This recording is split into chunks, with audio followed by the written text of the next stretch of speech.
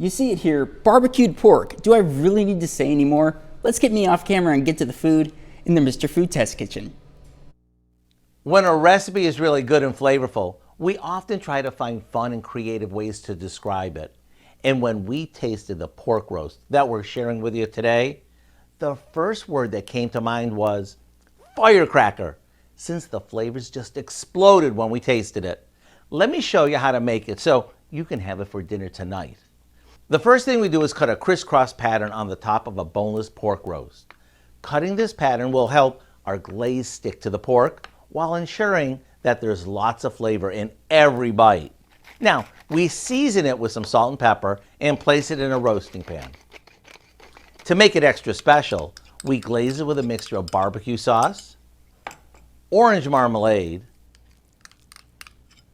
a bit of hot pepper sauce, and a little horseradish.